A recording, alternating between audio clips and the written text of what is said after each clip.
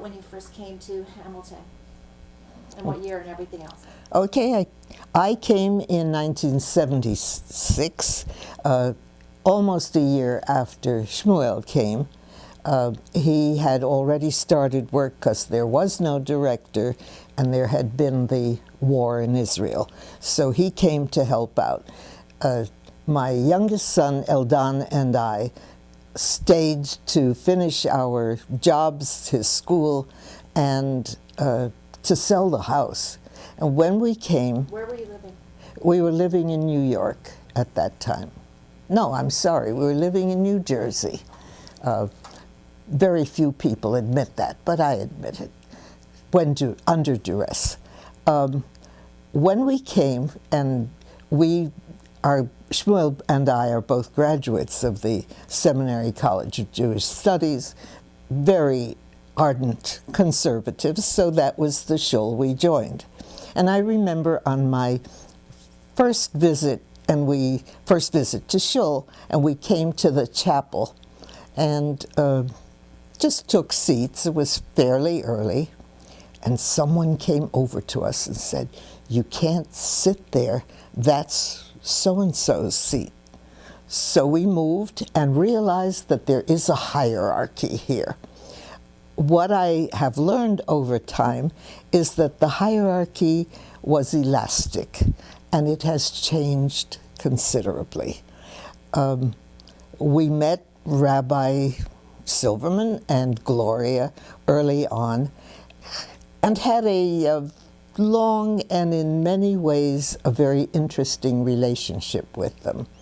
I think that perhaps not everyone knows that though Rabbi Silverman was absolutely rigid as a professional and would allow no encroachment on what he felt was the dignity of the shul and the dignity of religion and so forth, didn't believe in gimmicks, didn't believe in inviting people to come. They should want to come as far as he was concerned.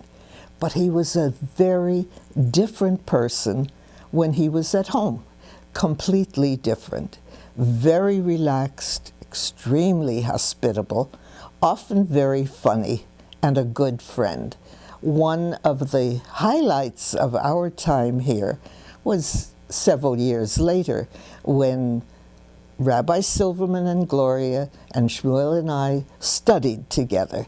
We studied the Psalms, and he went back to his old notes. And it was lovely to watch that when he was perusing these notes and reporting, he got stiff again.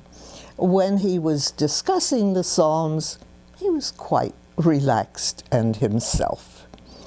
Gloria became a very dear and very treasured friend, but that mostly came later. We didn't have a child who was interested in Ramah or who was at that point going to Hebrew school. He came to high school here, and we had no high school at that time, much to my regret. Our first foray out of official Beth Jacob in the sanctuary services on Shabbat was to the Chavurah, which was the egalitarian group. Founded by, do you want names? Yes, founded by Barry Wolfish and Adele Reinhardt. And it was an interesting group. Some of us still greet each other with a special affection. The egalitarian group was not the only pressure at the time for egalitarianism in the shul. I know that there were parents, some important people in the shul, who were pressing very hard for egalitarianism. At that point, the national conservative shul, which could not come to an agreement on egalitarianism, sort of gave up and gave the choice to each individual community. Beth Jacob took this very seriously. We called, I don't even know who called it, but it was a community meeting of Beth Jacob, and the question was discussed, and the decision of this quite large, outspoken, but very democratically run group was, yes, we should be egalitarianists. So, how do we put that into effect? Well, Rabbi Silverman bit the bullet and actually invited me. I had the honor and the great joy of the first adult woman, to have an aliyah, to be called up to the Torah and to chant the Haftarah. Only one person walked out, so that was wonderful. I was quite expendable at the time, probably a good choice for the shul. And since then, we have had women active, participating, learning, and doing the Haftarot, much to their pleasure, and I think the pleasure of most of the shul. Gloria was certainly pleased about it, as were her daughters. I did get to know her mostly through outreach. Didn't meet her when we were doing the baking for Shabbos in the kitchen. But I think it was every Tuesday. I learned a lot in that kitchen, a lot of gossip, a lot of old stories, and a few good kitchen tips, largely from Hannah Feldman, Zichrana l'Shalom. Gloria's outreach, my contact with her for that outreach, was first for the breakfast program for the children, or some children, on the east side, which was held in a church. And I used to go with Abe and Ray Lebo to serve that breakfast, and it was a delightful experience. More and more I was learning about Hamilton, attitudes, and about Beth Jacob's place in town. Her more significant outreach, as far as I was concerned, came with Out of the Cold. And I had been, until some health failure this year, very, very happy to be one of the volunteers at Out of the Cold. A most significant contribution to the city of Hamilton. One of the stories I recall is when one guest was overheard saying to another, "Tuesday is the best because the Jewish ladies like to cook." I don't know if they like to cook, but they certainly have cooked up feasts. Under Gloria's tutelage, a prayer was said at the beginning with the volunteers of every meal, and every Jewish holiday was celebrated as it should have been in terms of food. Cindy Richter has maintained that tradition, bless her, and the meals are truly Jewish, delicious, and very well received. I understand that the crowds coming now, unfortunately, that Hamilton needs this. In a way, it's an outrage that it does need it, but it has used it well. The crowds are very large now, and I think very hungry. I should add, I don't know whether it's well known, that people in Out of the Cold have scrounged donations from very interesting places. There's only one person, I think, that's the guard, who is paid. Everyone else is a volunteer.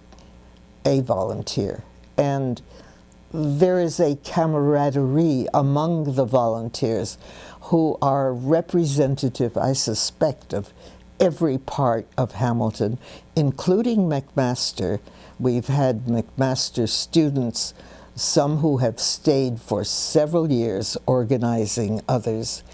We've had, you name it, anyone at all who is interested in people or interested in Beth Jacob. And someday the story of Out of the Cold should be told, because there are many. Gloria is well known with a marvelous reputation. People recall going to school with her.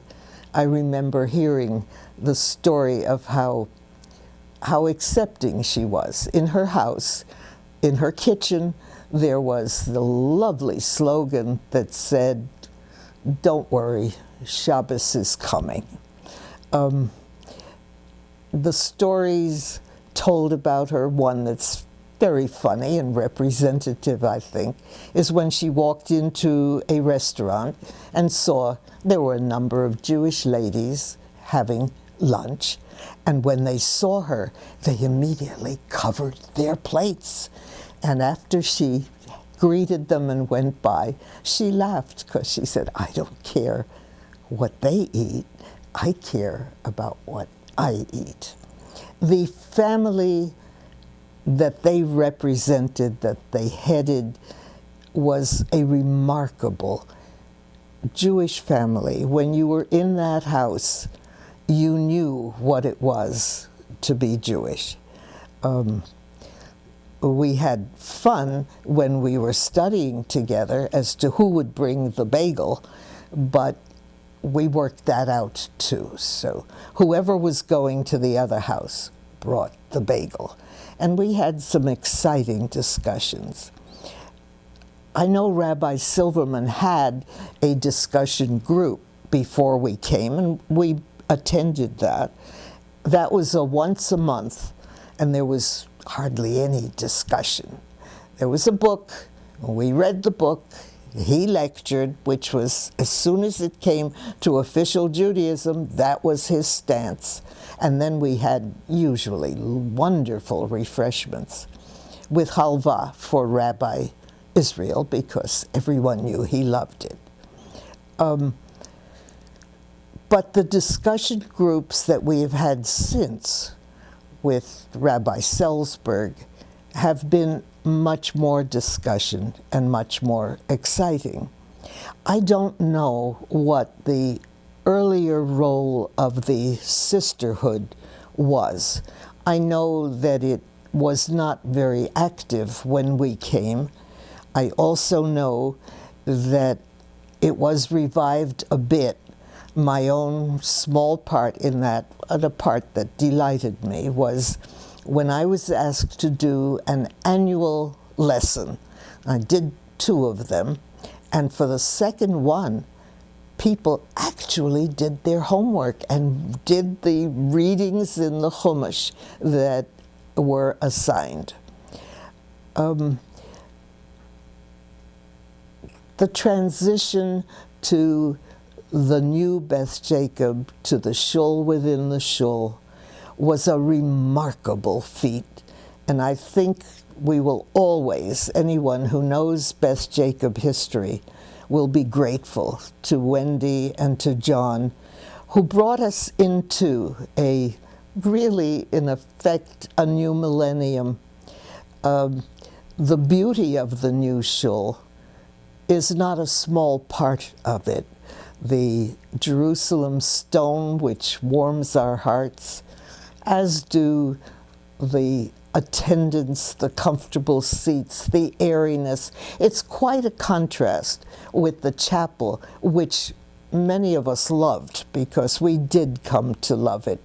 There is a very special tone in going to shul. In the morning, the group that goes consistently in the morning develops a closeness that is very difficult to describe, but very easy to enjoy. The evening group is a different group for the most part, except for our mourners. And they too have a very, very special closeness. I would recommend going to shul in Beth Jacob to anyone who is at all interested. We've had some interesting conversions. We have had very interesting discussions, a lot of education going on. Rabbi Selsberg is an eager student and an eager teacher, and it is conveyed. I remember I had a small part, I forget exactly the subject, but it was almost as much fun teaching the whole community at that point as part of a whole group of educators as were the times that I was allowed to do a drush. You know, if we get rid of the rabbi, the mice will play. And we played. We did drush after drush that was often a delight. What else can I say? Why did you do this drush? What period were you doing drushes? I don't remember which rabbi was away, but I think it was 2 different rabbis in the interim. You taught a women. Didn't you teach a women's class? Pardon? Don't you teach women, or didn't you teach a women's class? That was the sisterhoods. Yeah, twice. It was great. I enjoyed it thoroughly. I don't know if they did, but I enjoyed it thoroughly. What else? The drush, I don't know, but... What did you do, Ahuva? You were a professor? Yes. At Mac? Yes. Tell me about that. You were teaching social work? Mm-hmm. I was. Yes. I also was an active social worker in the hospital, so I had the duo. And I had taught before. I taught Hebrew school, I taught a Hebrew high school, and in fact, it's in the Hebrew high school that my son met Marlene, who is his and my beloved wife, his wife, my beloved daughter-in-law. I tell him that I fell in love with her before he did, but that's just one-upsmanship.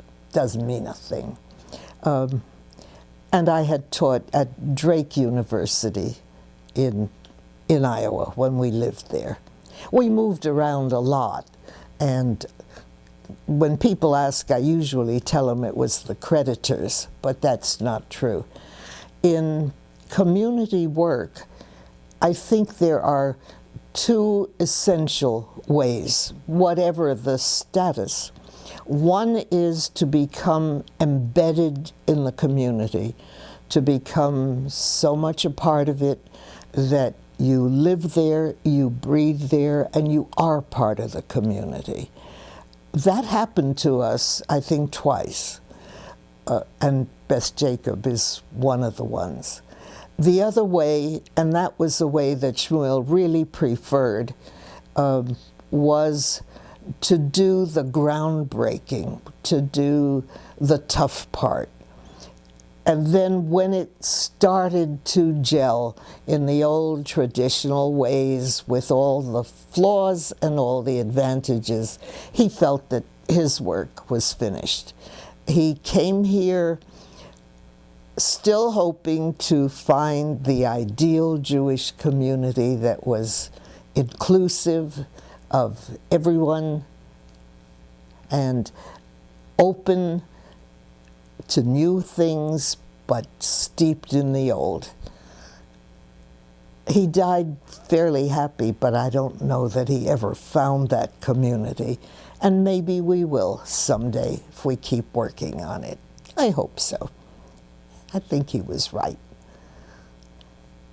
You think he was right about what? Pardon? What was he right about? About finding a Jewish community that was inclusive, that was open to the new, that was steeped in the old. Do you think we have that now? No, not yet. What's your vision of that? What does that look like? Well, the inclusive part is that we don't necessarily honor, reward the people who have status or money. It's often inclusive of people who are fringe people. To a certain extent we have that, but not entirely. Steeped in the old, very few of our congregation are steeped in the old. Professionals are, but not the congregation as a whole. We're learning, we're getting to know more, but it isn't there yet. And ready for the new, some are, but a lot of that is discarding and discarding not out of recognition of importance, but what's easier to discard. Our congregation, like most other North American congregations, discards. Discards what?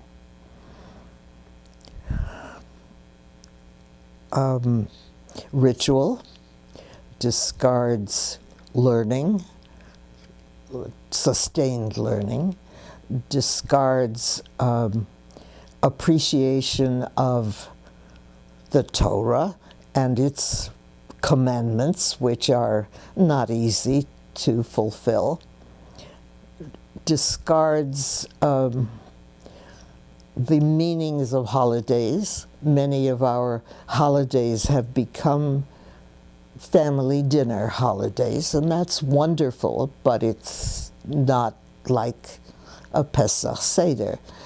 We do variations on the Sdorim without really much respect for the original. You know, I'm delighted with the creativity, but not with what is lost.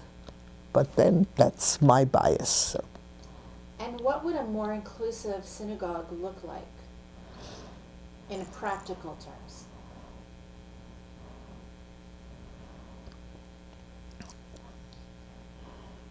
It's not so much a synagogue, because a synagogue is a section of a community, and not all people identify with the synagogue.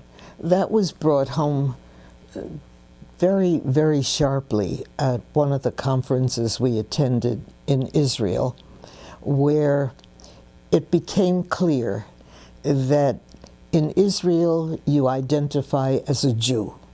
Period.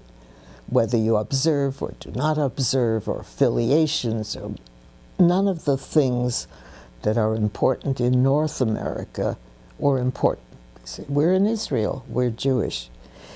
Here, unless you identify with a shul and contribute funds to the upkeep of whatever part of the Jewish community, you are not considered identified as a Jew, and you often don't consider yourself such. Although we do have an interesting development now where many, many Jews, and I'll commend a story to you for your interest because I think you'll enjoy it, feel that they are cultural Jews, which is encompassing of much more